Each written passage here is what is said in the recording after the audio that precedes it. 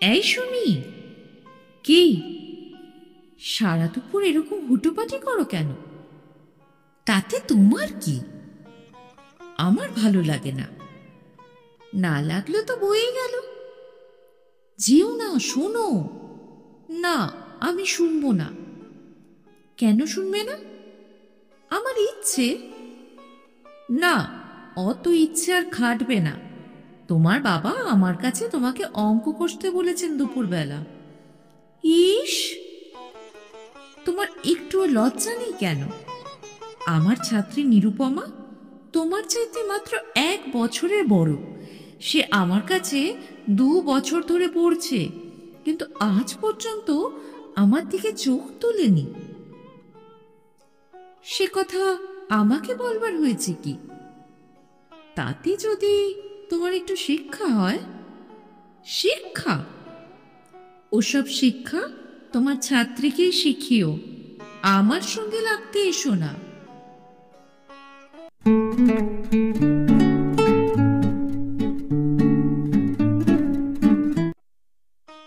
কুসুমকরের ব্যাকস্টেজে আজকের গল্প নিরুপমার চোখ।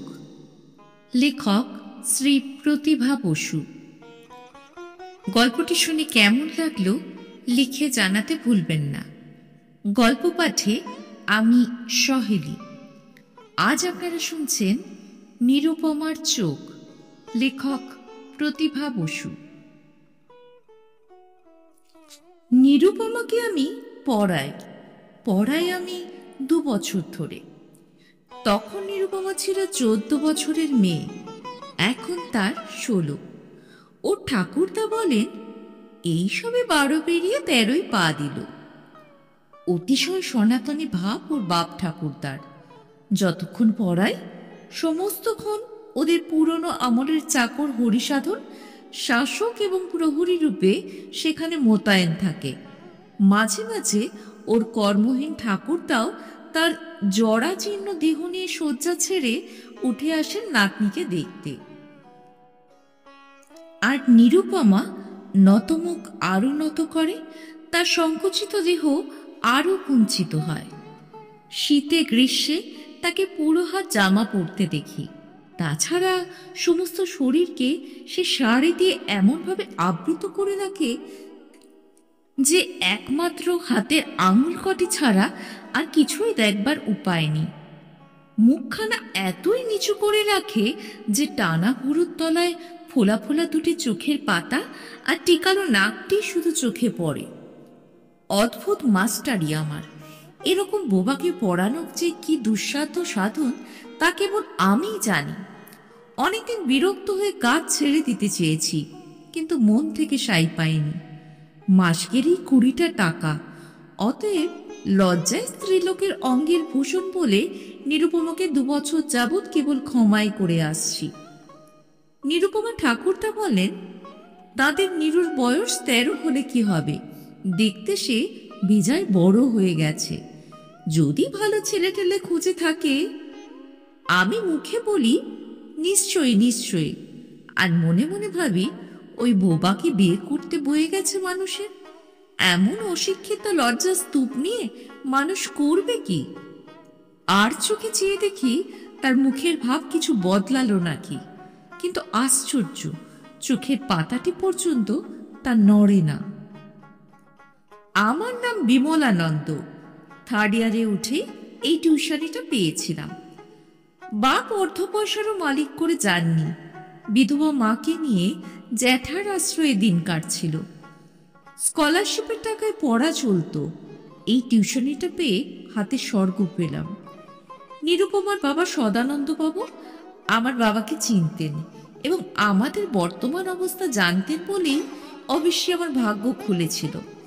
নয়তো আমার মতো একজন যুবক যে তাদের মেয়ের মাস্টারি করছে, এটা ভারী আশ্চর্য। আমি রোজ সকালে 6:30 বাজতেই পড়াতে যাই। গেলেই সবসময় ঠাকুরদা উঁকি দেন। তারপর আসে নিরুপমার ছোট ভাই শঙ্কর। অবশেষে হরিসাধনের সঙ্গে সঙ্গে অত্যন্ত মৃদুগমনা নিরুপমা বই আর কাপড়ের স্তূপ সামলাতে সামলাতে এসে আমার উল্টো দিকে চেয়ারে বসে। লজ্জাটা ছোঁয়াছে। আমারও যেন চোখ তুলে তাকাতে লজ্জা করে, তবু গলা খাঁকারি দিয়ে নড়ে চড়ে বসি। নিঃশব্দে নিরুপমা হোমওয়ার্কের খাতাটি বের করে, আর আমি সেটা টেনে নিয়ে ভুল থাকলে শুদ্ধ করি। ততক্ষণে জানি নিরুপমার ইংরেজি বইয়ের নির্দিষ্ট পাতায় চোখ ডুবিয়েছে। নির্ভুল গতিতে চলে এই নিয়ম। আমাদের পাড়ায় আরেকটি মেয়ে আছে, তার নাম সুমি, অর্থাৎ সুমিতা। এ মেয়েটি আবার একেবারে নিরুপমার উল্টো। লজ্জা শরমের বালাই নেই, সময়ে অসময়ে ছুটে ছুটে এ বাড়ি আসে। আমি নেহাত পর জেনেও আমার সঙ্গে ফাজলেমি করে। ঘুমিয়ে থাকলে মুখে চুনকালি মেখে রাখে, পড়াশুনোর ব্যাঘাত করে এবং নাম ধরে ডাকে। আমি কখনো কখনো অন্যের সামনে ভারী কুণ্ঠিত বোধ করি, কিন্তু ওর সংকোচ নেই। ওর বাবার পয়সা আছে, কাজেই প্রতিপত্তিও আছে। অতএব আমার জ্যাঠাইমা আবডালে ওকে অসভ্য মেয়ে বলে অভিহিত করেন এবং সামনে প্রশ্রয়ের সীমা থাকে না। আমার মা ওকে সত্যিই ভালোবাসেন। আমার এক বোন অল্প বয়সে মারা যায়, বেঁচে থাকলে অত বড়ই হতো। হৃদয়ের এই দুর্বলতার সুযোগে সুমি আরো আপন হয়ে ওঠে মার কাছে। সুমির বয়স যাই হোক, তার সরলতা ও নিঃসংকোচ দাপাদাপি সত্যিই মমতা কারে। দৃষ্টিগত হলেও অনেক সময় তাকে বকতে মায়া হয়। আমার মা বলেন, যত মেয়ে তিনি আজ পর্যন্ত দেখেছেন তার মধ্যে সুমির মতো ভালো তার কাউকেই লাগেনি। এমনকি নিজের মেয়ে থাকলেও ওর চেয়ে বেশি ভালোবাসতেন কিনা সন্দেহ। আমি ঠাট্টা করে বলি, নিজের মেয়েকে না হতে পারে, বউকে নিশ্চয়ই বেশি ভালোবাসবে। মা হাসেন, তারপর বলেন, কপালের কথা কি বলা যায়? সুমির বাবার বিদ্যানুরাগ আছে, কথাটা খচ করে বেঁধে মনের মধ্যে। ও, এই বুঝি মার মনের কথা। এক রবিবার দুপুরে নিরালা বুঝে খপ করে সুমির আঁচল টেনে বলি, এই সুমি। ভুরু কুচকে সুমি জবাব দেয়, কি? জবাবটার মধ্যে একটু যদি রস থাকতো। সারা দুপুর এরকম হুটোপুটি করো কেন? তাতে তোমার কি? আমার ভালো লাগে না। না লাগলো তো বয়ে গেল। সুমি বৃদ্ধাঙ্গুষ্ঠ প্রদর্শন করে চলে যেতে চায়। যেও না, শোনো। না, আমি শুনবো না। কেন শুনবে না? আমার ইচ্ছে। না, অত ইচ্ছা খাটবে না। তোমার বাবা আমার কাছে তোমাকে অঙ্ক কষতে বলেছেন দুপুরবেলা। ইস! সুমি আমার হাত ছাড়াতে চেষ্টা করে। আমি শক্ত করে চেপে রেখে বলি, তোমার একটু লজ্জা নেই কেন? আমার ছাত্রী নিরুপমা তোমার চেয়ে মাত্র 1 বছরের বড়। সে আমার কাছে 2 বছর ধরে পড়ছে, কিন্তু আজ পর্যন্ত সে আমার দিকে চোখ তোলেনি। এবার কিন্তু অত বড় নির্বোধ সুমিরও আত্মাভিমানে আঘাত লাগে। ভারী আশ্চর্য, যত বোকাই হোক না কেন, যত সরলই হোক না কেন, মেয়েরা কখনোই অন্য মেয়েদের প্রশংসা সইতে পারে না। তাই সুমির ওই শিশু চোখেও একটু অভিমানের আভাস দেখা দেয়। বলে, সে কথা আমাকে বলবার হয়েছে কি? হেসে বলি, তাতে যদি তোমার একটু শিক্ষা হয়। শিক্ষা? আচম্বিতে সুমি প্রচন্ড এক চিমটি কেটে পালিয়ে যেতে যেতে বলে, ওসব শিক্ষা তোমার ছাত্রীকে শিখিও, আমার সঙ্গে লাগতে এসো না। মার পছন্দে যে একটু ভালো না সে বিষয়ে এবার নিঃসন্দেহ হই। মার আসল নজর কি ওই সুমি, না সুমির বাপ? মার মুখে অনেক দিন শুনেছি আমাকে বিয়ে দেবেন মুরব্বি দেখে। তার আইডিয়াল মুরব্বি বোধহয় তাহলে সুমির বাবায়।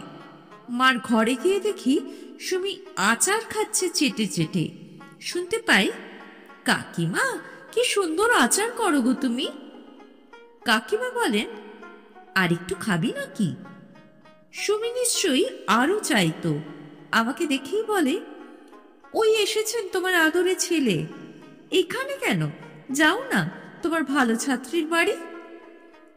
আমি বলি, মা, সুমিকে আর আচার দিও না, ওকে অবিশ্রান্ত প্রশ্রয় দাও বলে ও আমাকে মান্য করে না। আহারে, কি আমার মান্য বরিশু!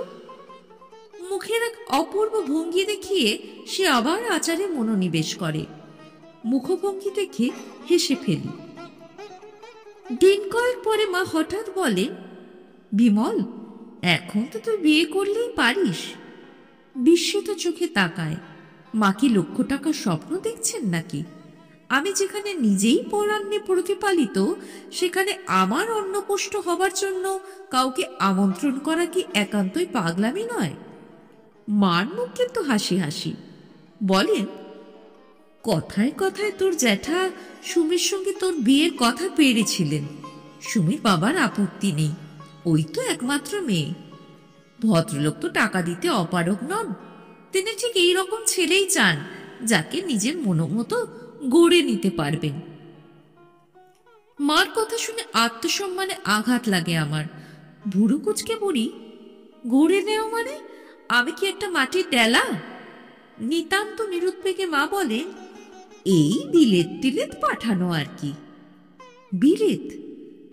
আজন্মের স্বপ্ন আমার বিলেত। মনের ভাব চেপে একটু চুপ করে থেকে বলি, যত সব বাজে কথা তোমাদের, খেয়ে দিয়ে কি আর কোনো কাজ পাও না? এবার মা রাগ করে বলেন, তোর ভালোর জন্যই আমার চিন্তা, তা নইলে আর কি। এ বিয়ে যদি তোর হয়, তাহলে বুঝবি নিতান্তই তোর বরাত ভালো। রাজকন্যা আর রাজত্ব তোর কাছে আপনা থেকে। থাক থাক।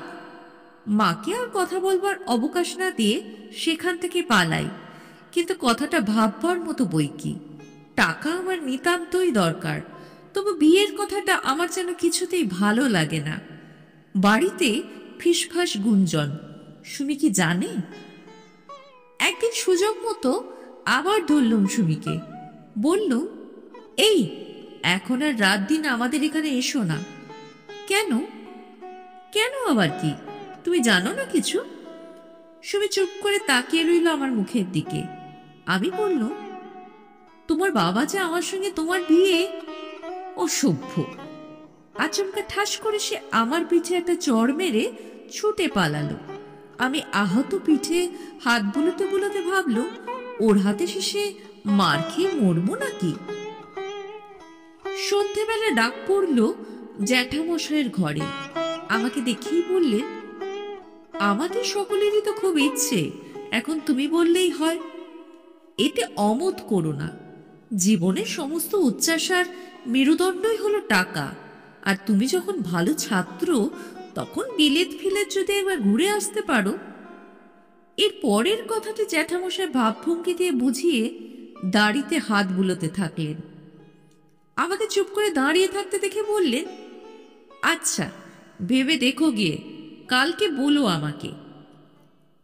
বলাই বাহুল্য, সুমির বাবার টাকা আমাকে লুব্ধ করল এবং মাসখানেকের মধ্যে পাকা হয়ে গেল আমাদের বিয়ে। সকলে সুমিকে নিয়ে আমাকে ঠাট্টা ইয়ার্কি করে। সকলেরই ধারণা সুমিকে আমি ভালোবাসি, তাই এই বিয়ে। খুব এক রোম্যান্টিক ব্যাপার। আমি কিন্তু এখনো সুমিকে স্ত্রী বলে কল্পনা করে একটুও আনন্দ পাই না। আগের মতো সবসময় আসে না বটে, কিন্তু এলে আমার সঙ্গে দেখা হয়ই। এ কথা একবারও মনে হয় না দুদিন বাদে ওর সঙ্গে আমার বিয়ে হবে। একটু লজ্জা, একটু আনন্দ, কিছুটা নেশা, সমস্ত কিছুর একটা মিশ্রণে হৃদয়কে অভিভূত করতে চেষ্টা করি, কিন্তু ওকে কাছে দেখলেই সমস্ত উবে যায়। তবে কি সুমিকে আমি পছন্দ করি না, ভালোবাসি না? না, তাও নয়।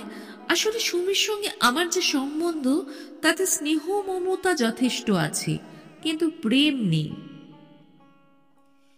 যেদিন বিয়ে, তার দুদিন আগে নিমন্ত্রণ চিঠিখানা পকেটে করে নিরুপমাকে পড়াতে গেলাম। দিন কয়েক পড়াতে আসবো না, এ কথা বলবার ইচ্ছে ছিল। পড়াশুনো শেষ করে তাকিয়ে দেখলাম হরিসাধনের নির্দিষ্ট বসবার স্থানটি শূন্য। চিঠিখানা অত্যন্ত সংকোচের সঙ্গে পকেট থেকে বের করে অনেক ইতস্তত করে বললাম, আপনার ঠাকুরদা কি বাড়ি নেই? নিরুপমা মাথা নেড়ে জানালো, নেই। কোথায় গেছেন? অত্যন্ত মৃদুস্বরে জবাব এলো, পিসিমার বাড়ি। এই চিঠিখানা বলে চিঠিখানা টেবিলে রাখলাম, কিন্তু বলতে বড়ই লজ্জা করতে লাগলো। কিন্তু হঠাৎ মনে হলো নিরুপমা চঞ্চল হয়েছে এবং ওর শাড়ির ভিতর থেকে একখানা হাত দ্রুত বেরিয়ে চিঠিখানার উপর এলো। নিমেষে চোখ বুলিয়ে হঠাৎ মুখ তুলে এমন এক দৃষ্টি নিয়ে স্থির হয়ে আমার চোখের দিকে তাকিয়ে রইল যে আমি খানিকক্ষণের জন্য ওর সেই দৃষ্টির কাছে আচ্ছন্ন হয়ে রইলাম। এই প্রথম দেখলাম ওর চোখ। কি যে ছিল সেই চোখে আমি জানি না, কেন ও কাজ করলাম তাও জানি না। হঠাৎ নিরুপমার হাত থেকে চিঠিখানা কেড়ে নিয়ে কুটি কুটি করে ছিঁড়ে ফেলে বেরিয়ে এলাম ঘর থেকে। সাইকেলে উঠবার আগে আরেকবার পিছন ফিরে তাকালাম, দেখলাম দুই হাতে মুখ ঢেকে ও বসে আছে শক্ত হয়ে। তারপর আজ এই ভোরবেলা উঠেই আমি বিমর্ষ মুখে মাকে বলেছি, মা, শেষ রাত্রের থেকে ভারী এক অদ্ভুত স্বপ্ন দেখলাম। মা আজকাল সর্বদাই ব্যস্ত। কি কাজে যেতে যেতে দাঁড়িয়ে বললেন, কি স্বপ্ন? থাক, বলবো না। আহা, বল না। না, শুনলে তোমার মন খারাপ হবে। মার কৌতূহল বেড়ে গেল। তারপর বিছানায় বসে পড়ে বললেন, নে নে, শিগগির বল তো, আমার কত কাজ। বাবাকে দেখলাম। উনি বললেন, বিমল, আর 2 মাস পরে তোকে এখানে পাবো, কিন্তু আমার তাতে সুখ হচ্ছে না। তুই সংসারে থাকবি, সুখী হবি, সর্বোপরি তোর দক্ষিণী মায়ের আশ্রয় হবি, এই আমি চেয়েছিলাম। কিন্তু যার সঙ্গে তোর বিয়ে হচ্ছে সে মেয়ের 2 মাসের মধ্যে বৈধব্য লেখা আছে। সর্বনাশ! মার মুখ দিয়ে কথাটা ঠিক আর্তনাদের মতো বেরুল। মুহূর্তে বাড়িতে রাষ্ট্র হয়ে গেল এই স্বপ্ন। কোথায় গেল খাওয়া দাওয়া, গান বাজনা, আত্মীয় কুটুম্ব? খবর গেল সুমির বাবার কাছে। বিষম ব্যাপার এক মুহূর্তে। আমি ফাঁক বুঝে চম্পট দিয়েছি এবং সবেগে সাইকেল চালিয়ে যাচ্ছি নিরুপমাকে পড়াতে। এখন আপনারাই বলুন, কাজটা কি আমি খুব অন্যায় করেছি? কিন্তু নিরুপমা কেন চোখ তুলে তাকালো?